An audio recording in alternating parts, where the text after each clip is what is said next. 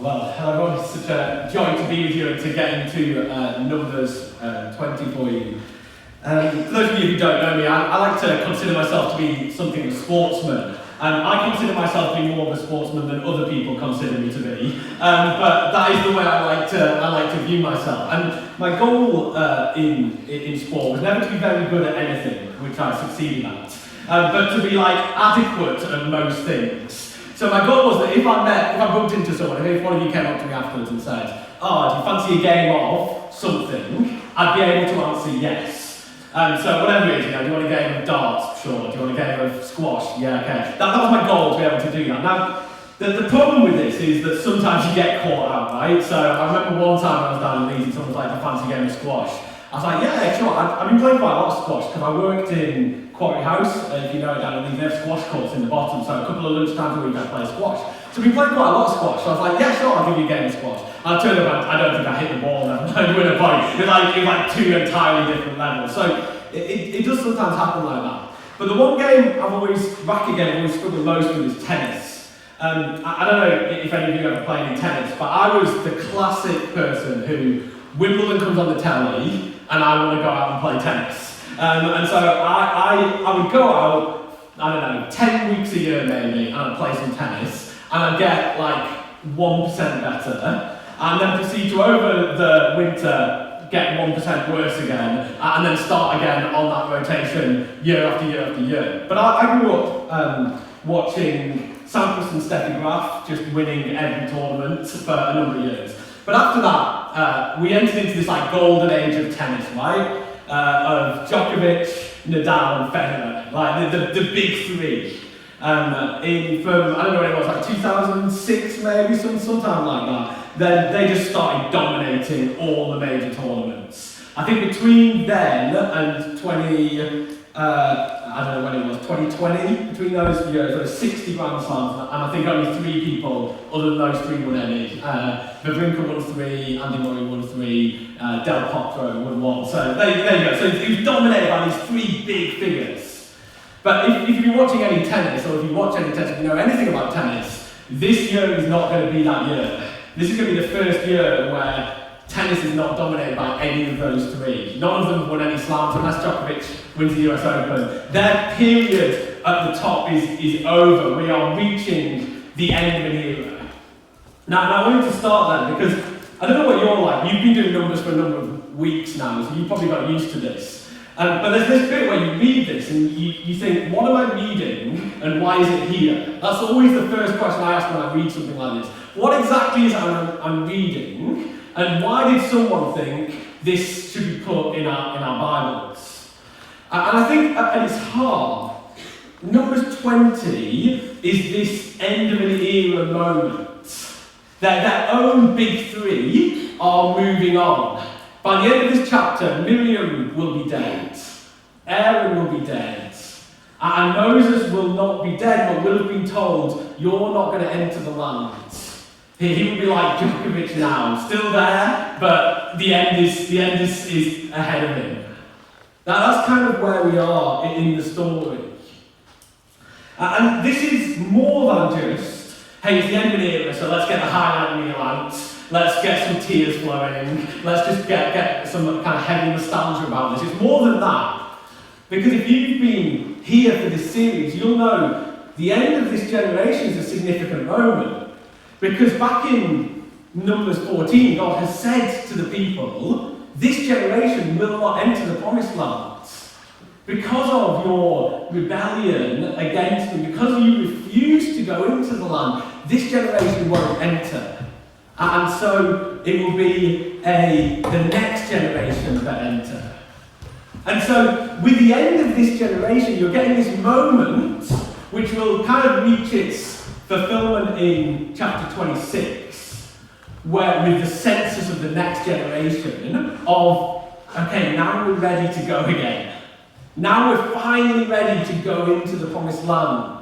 This is a significant moment in the book. It's the moment where that generation, with its 3 figureheads of Moses and Aaron and Miriam, they're coming to an end. There's a new generation coming in. We're ready to go into the promised land. And so I think because of that, This has become a really important story. You can see how important this account is by the number of times it's referred back to.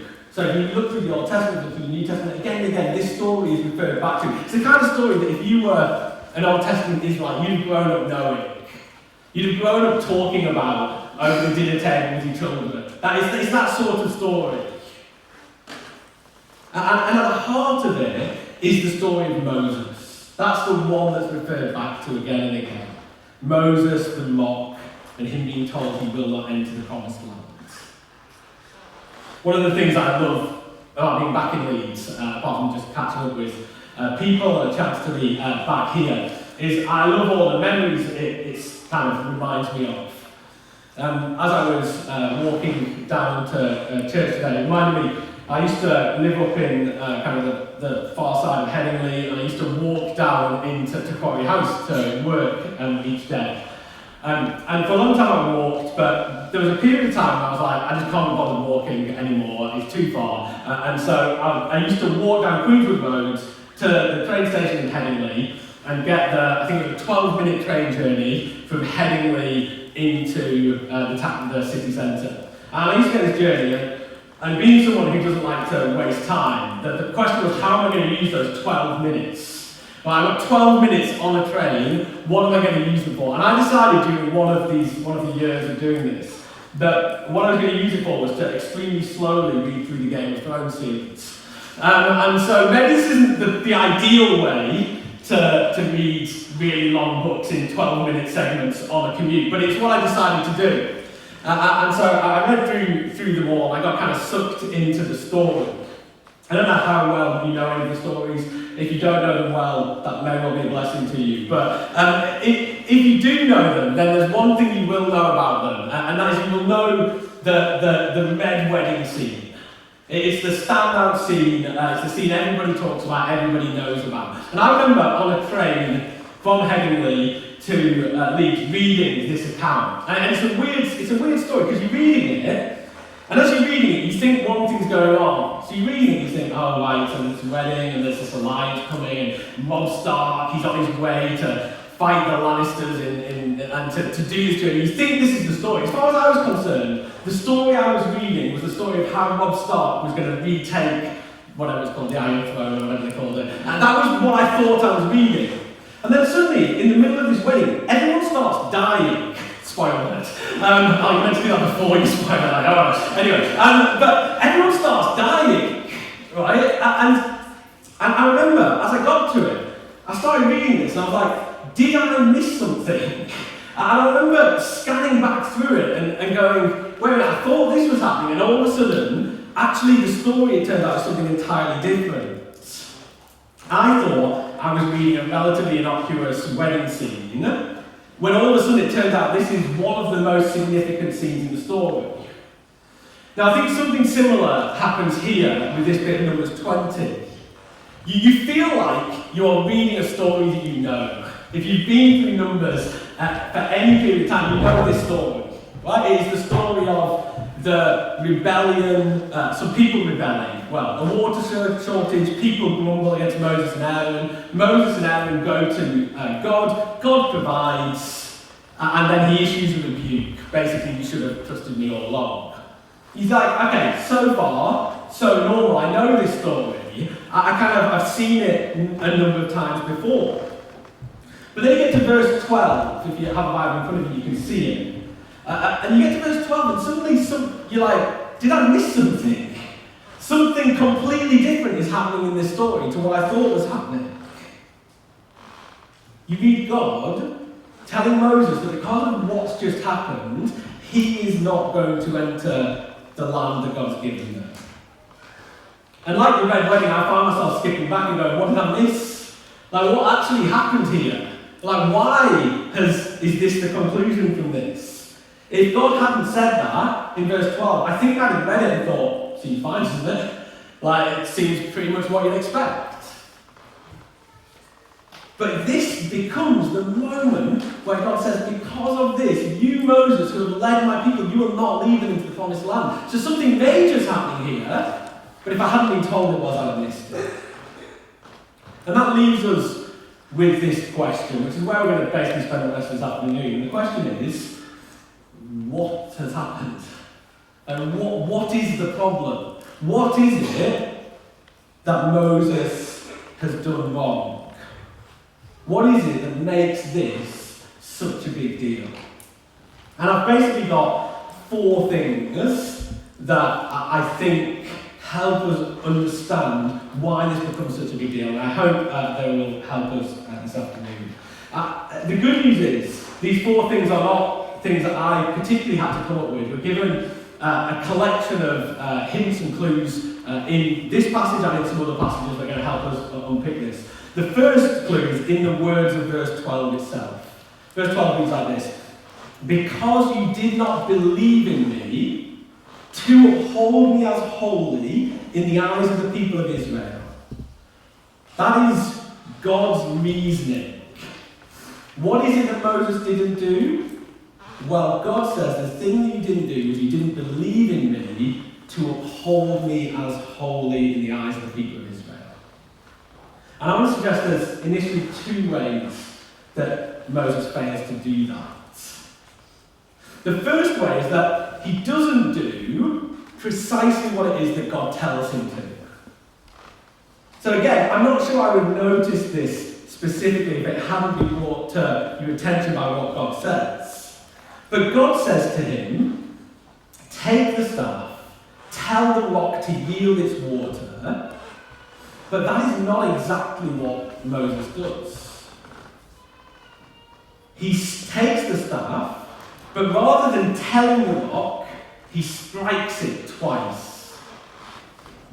Now, I haven't been with you as you've worked through this series on Numbers. But a couple of years ago, I did preach through the book of Exodus of the Grace Church. And you have this interesting thing at the end of the book of Exodus. From chapters 25 to 28, you get this section where God basically tells the people of Israel what he wants them to build. And he gives them these incredibly detailed instructions about things that they're to build. An ark and a table and lampstands and clothes for the priests, all these kind of things. Real details, chapters and chapters of it. And it's one of those bits where when you get to it, you're like, okay, what am I meant to do with this? And what am I meant to be preaching here? But then, it gets even more tricky to preach. Because in chapter 37, you basically get chapters that are word for word the same, except for, instead of saying, let them make, it now says, they made. And literally, apart from that, the words are, it's not just like, oh, it's basically the same, they're identical. It's like, here's God saying, let them make, da da da da da da da, and then you get these chapters saying, they made, da da da da da da da da. And as I was kind of thinking about this, I was trying to work out, why couldn't they have just said, so they did that? Like why couldn't they have just said, so that was what they did? God said to make all those things, and then they did it. Why go through this process of repeating word for word what they did? And of course, part of the way of understanding that is what comes in the middle. What comes in between those 2 sections is this story of Israel's rebellion with the golden calf. And them failing to obey God. One of the primary things that God had called them to do, failing to do that. And so what you have here, what's being emphasised by that repetition is, God said to do this, and they didn't sort of, in generality, do that. They didn't like, oh yeah, so we made an ark, and we made a table, and we made these things. No. What did they do? They did exactly, word for word, what God had told them to do, emphasised by the fact we are going to use exactly the same words to describe what they did.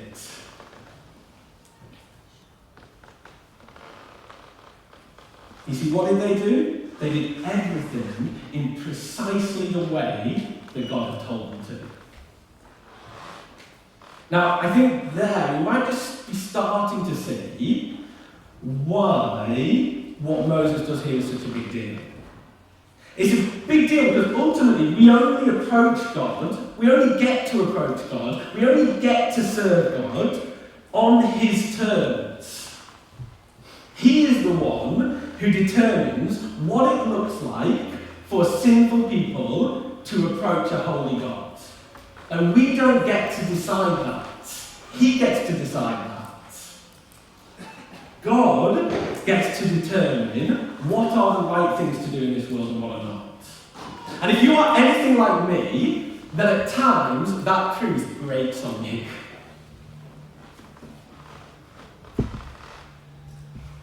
You see, that's really at the heart of a lot of what the Bible describes as sin.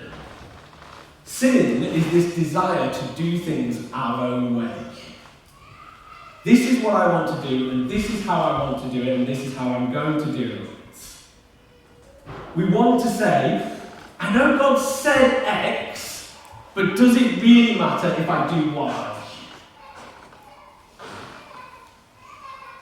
To say, I know God specifically says I am supposed to live this way, but will he really mind if I live this way? And I just want to be clear, I think one of the things we learn is that that is not ultimately what obedience looks like. This is not what upholding God as holy looks like, to take the language that God himself uses in verse 12. Because upholding God as holy, part of that is acknowledging that God is different to you. He doesn't see the world the same way that you do. That's kind of part of what it means for him to be holy. And part of that is saying, if it was left to me, I would do this. But because God says this, and he is holy, I'm going to do this.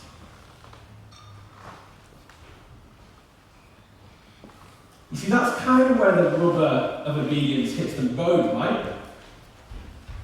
Like, we all obey God to the degree that we think the same as him. It's not really that we obey God, it's just that we happen to think the same about a lot of things.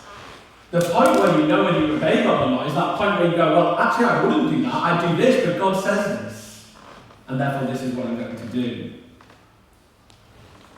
Because I am not God, and God is.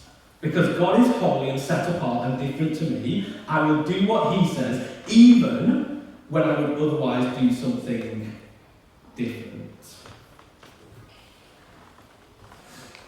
Maybe you're someone here today and you're listening to this and you're like, hey, I'm still not sure what I make of this whole God thing, I'm not sure what I make of Jesus, I'm still kind of trying to work out, is this something for me? I just want to encourage you, you need to hear what God says about that. I think there's a real temptation for us to want to define who God is and what he says ourselves. I like to think of God like this. I like to think that God would want this for me.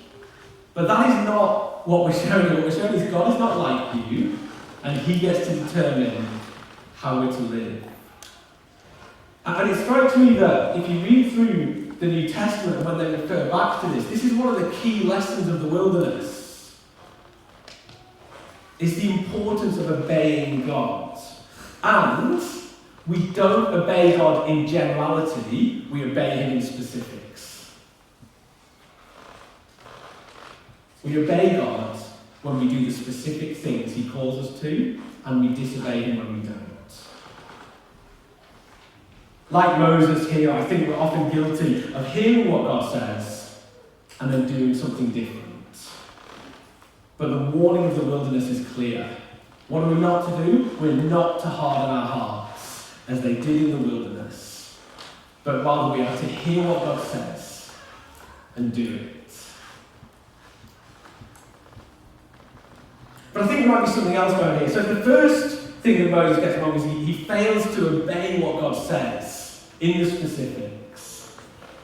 I think something else going on here might be seen in Moses' words before he strikes the rock.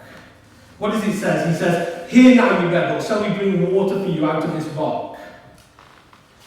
And this is a slight argument from silence, so I might not be right, but what is lacking here, or what's lacking here is any reference to God? Surely part of upholding God as holy is acknowledging that he is the one who provides for his people, rather than Moses. And I was just struck as I was thinking about that, how that does seem to be something that Moses battles with. So if you think about it, if you know the story of Moses and the burning bush, Moses is obsessed with that kind of dialogue with God about what he can and can't do. And God's kind of point is you need to stop focusing on yourself and what you're going to do and start recognizing who I am and what I'm going to do. I was thinking about it a little bit with the bit where Moses' father-in-law Jethro comes and Moses judging over all the people. And Jethro goes, this is not possible, you can't do all of this. Again, I'm like, oh, is there a slight tendency in Moses towards self-reliance? Towards, I need to do this, I must do this. This is about me. Now, of course, that's not unique to Moses. All of us have the tendency to make things all about us. When someone compliments someone else, you're there and you're sat there and someone says, oh, you did a great job at that. How often we hear that as, you're not very good at that. You see, we have this tendency to make things about us, about what we do and what we don't do, even when they've got nothing to do with us. When we do something well, we glow with pride. When we fail, we sink into despair. When we're faced with a problem, we assume that we are the ones to solve it. Like Moses, we strike the rock, and when water flows out, we forget that it was God that did it all along.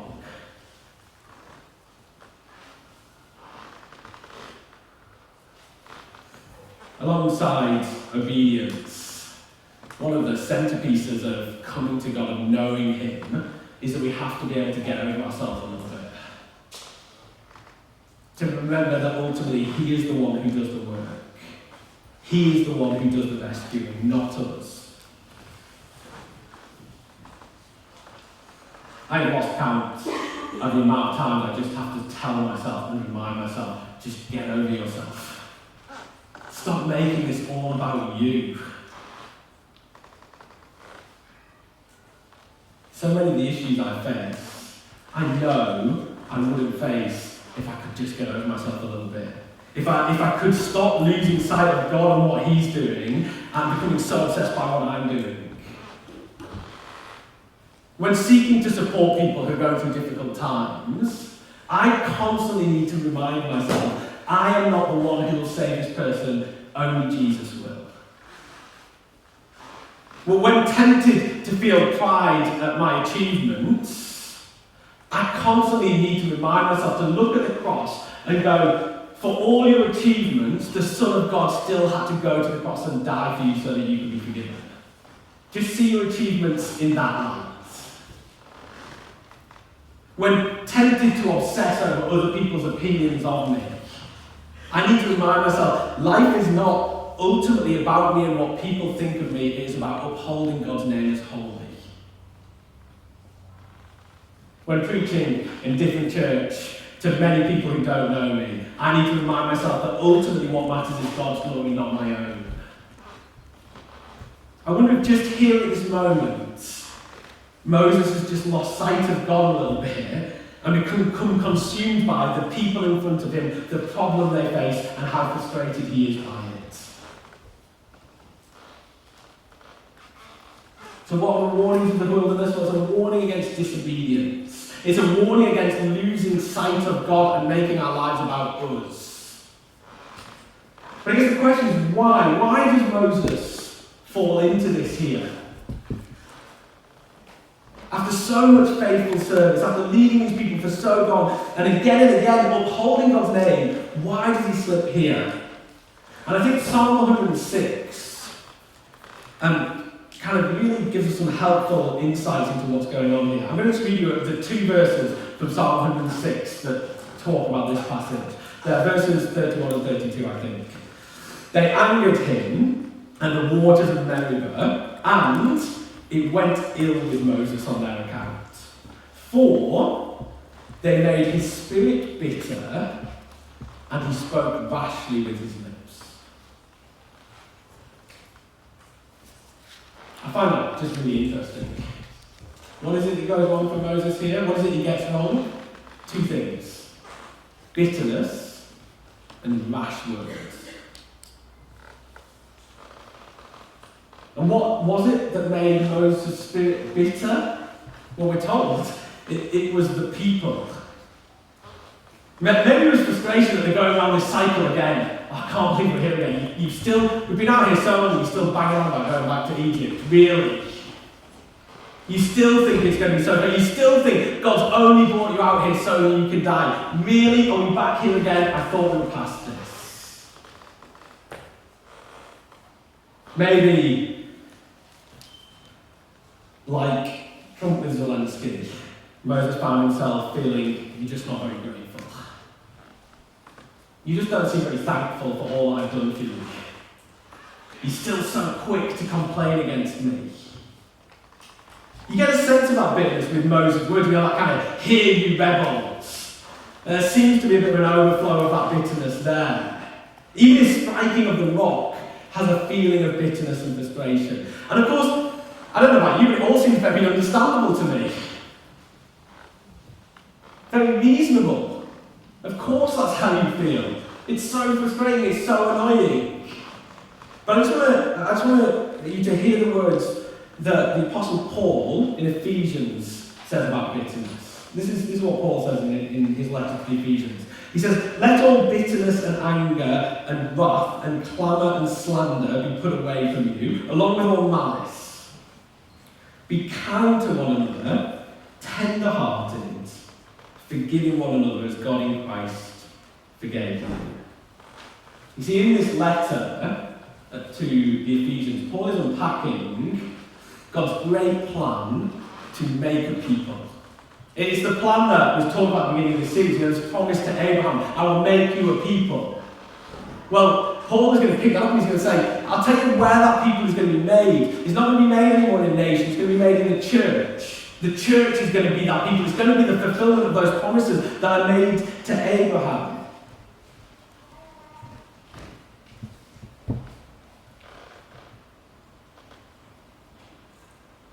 And the reality is, the bitterness was disastrous for Moses, and it is equally disastrous for the church.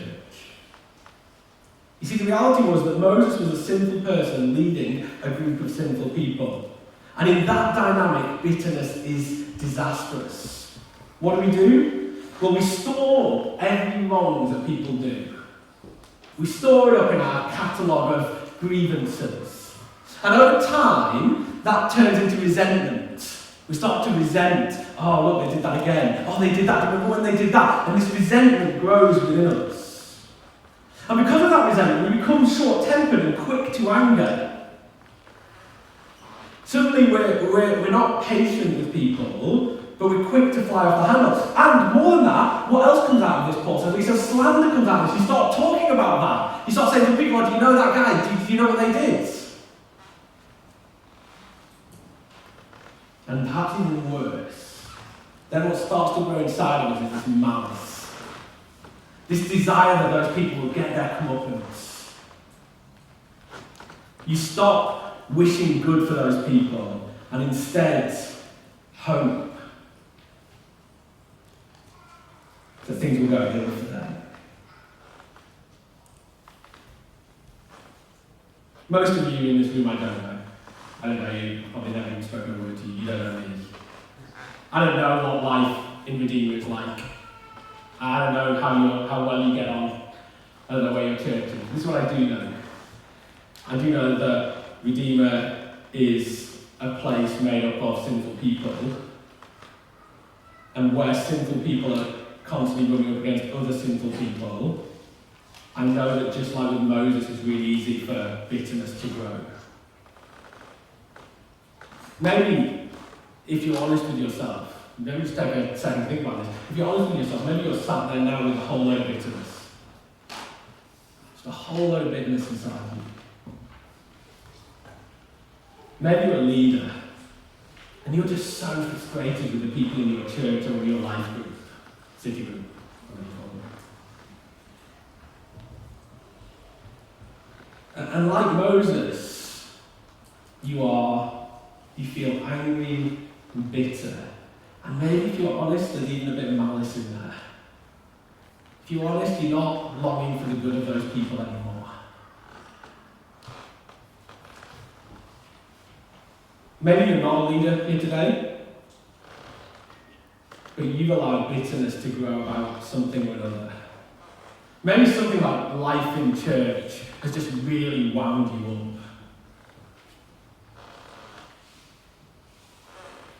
Maybe personality clashes have grown into bitterness and slander. Maybe you've been sinned against. Maybe someone's wronged you, and you've been holding on to that and just letting it grow and grow. You've allowed that to bring about division and hostility. And if we allow that to go unchecked, if we allow that bitterness just to sit there and grow, this is what churches begin to feel like. They begin to feel like this ticking time bomb that you're just never quite sure when it's going to blow. Could go off at any moment. You see, just like Moses, we need a different way of relating to people. And Paul, if you heard that in Ephesians, he tells us what the alternative is. He says it's this: to be kind to one another, to be tender-hearted, forgiving one another.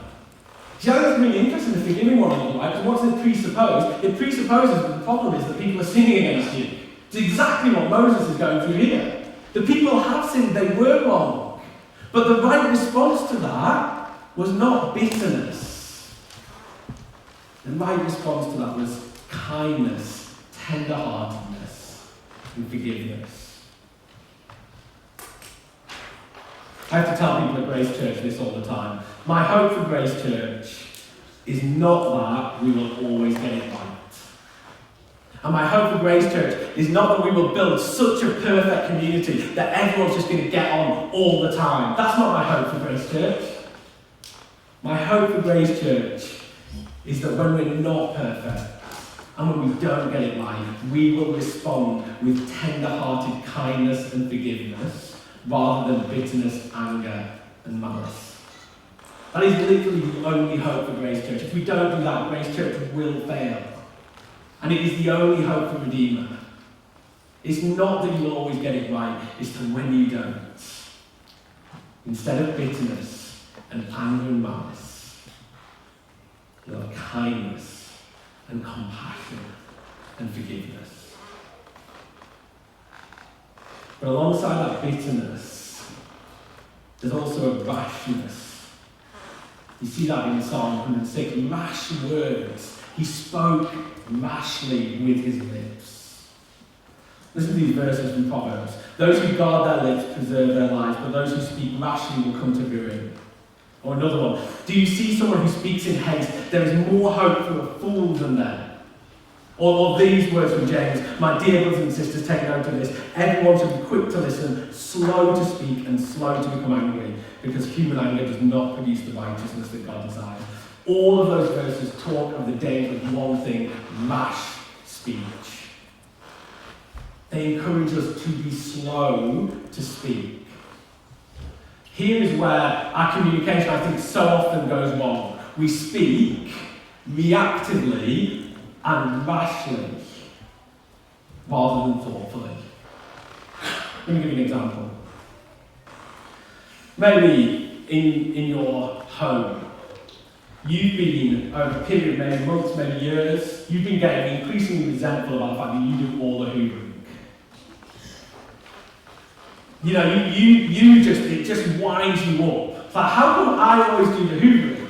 And one time, you come in and you're hoovering around the lounge, and your partner comes in, maybe been out of work, I don't know, out doing whatever, and they come in, and they kick off their shoes, and they sit on the sofa, and you're hoovering around.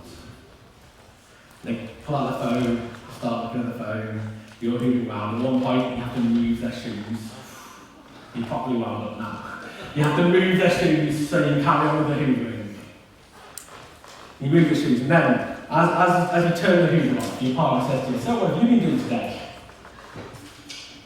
That was apparently the wrong thing to say.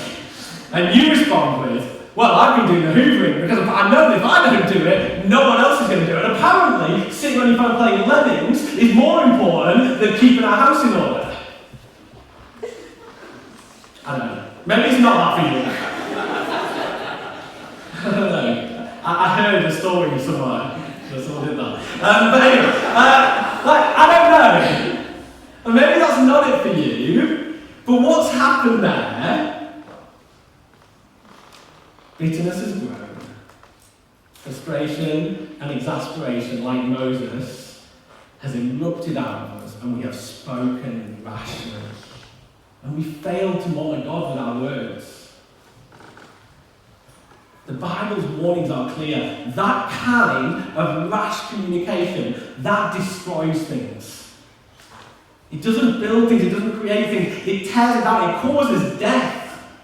That's the way Proverbs talks about it. It kills things. Rash words. I'm going to try and wrap this up here. I think these kind of wilderness passages are incredibly helpful for us because they tell our story. They tell the story between rescue and promised land. The story that we're now living. They explore what life looks like on that journey. And I think that's why so often the New Testament letters refer us back to him and say, hey, learn the lessons from this. Learn the lessons of the wilderness because it's your journey. You're on the journey between rescue and the promised land. So learn from what they did. And often, the lessons are warnings. Don't do this.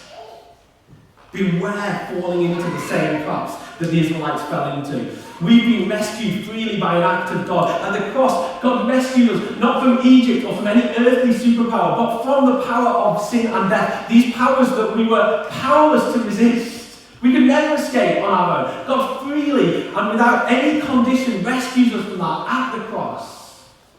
And he sets us on the journey to the promised land, to the new creation, where we will enjoy the peace and blessing and security we long for all of eternity. But on that journey between God's rescue and our final destination, there are certain things we need to be careful of. There are certain things we need to resist. Here are the four I think we get here. We need to resist disobedience. We need to be careful we don't buy into the lie that we know best. And instead, obey the God who loves us, who rescued us, who's only committed to our good. We need to resist disobedience. We need to be careful not to make everything all about us. We need to take our eyes off ourselves and fix them on God, recognizing He is the one who rescued us. He is the one who will go on to provide for us and for those around us. We don't strike the rock and water flows out. God makes the water flow. We need to root out all bitterness. We need to be careful we don't allow our sin or the sin of others to poison the people God is forming, but instead we need to be kind and quick to forgive. And we need to be slow to speak. We need to be slow to speak. So often I hear people say, when they're upset someone, offended someone, I didn't mean it. So that's just not an excuse. I didn't mean it. You spoke rashly. You weren't slow to speak. We need to slow down. We need to exercise some self-control. We need to be more thoughtful so that we avoid the destruction that comes from rash words. As you look through that description of the journey, this description of obedience and avoiding rash words and all these things, as you look through it, maybe you go, that just looks too hard to me. Or maybe you'll start thinking, all you have succeeded in doing is making me think, this is not worth trying at. I can never do that. I can never achieve. If even Moses couldn't do it, what chance do I have? And of course, that is the story of the Old Testament. The story of the Old Testament is the story of the people of God, again and again failing to do this. Again and again, failing to live this out until finally a person comes who lives this out. A person who obeys God fully. Even when that obedience looks like obedience to a Roman cross. To death and torture and shame. This person obeys perfectly. And this person always seeks the Father's glory. At no point does he make it all about him. He's always looking for his Father to be glorified. So that as he goes to the cross, he's going to say, hey, not my will but yours. And when falsely accused, when sinned against in the most grievous ways, he doesn't allow a rash word to come from his mouth. But he's silent as he's accused. This person was given bitter wine to drink as he hung on the cross, but he refused to respond with bitterness of his own. Rather than compassion, he prays, Father, forgive them, for they don't know what they do. You see, Jesus was the only one capable of successfully navigating this journey to the promised land. Even Moses failed, but Jesus didn't. And he didn't just succeed for himself, he succeeds for everyone who follows him. So as we walk this road, we hear the warnings of those who have failed before us. We also know the encouragement of the one who succeeded. And then crucially we know there is forgiveness and grace for every time we fail. Let me pray and I'll hand back to Tom.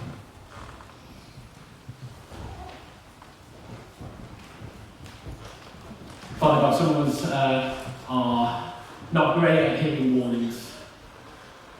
Some of us, if we're honest, are like the Israelites. When we start hearing these things, we start hardening our hearts. We start thinking of all the reasons it's not for us, all of the reasons to resist it and not hear those warnings. But Father God, I thank you that you are a God who is for us, that your great desire for us is that the rescue you have bought for us at the cross would come to its fulfillment as we take that road to the great recreation you have for us. And so, Father God, I pray that you would hear us, and I pray that you would increasingly uphold your name as God. Amen.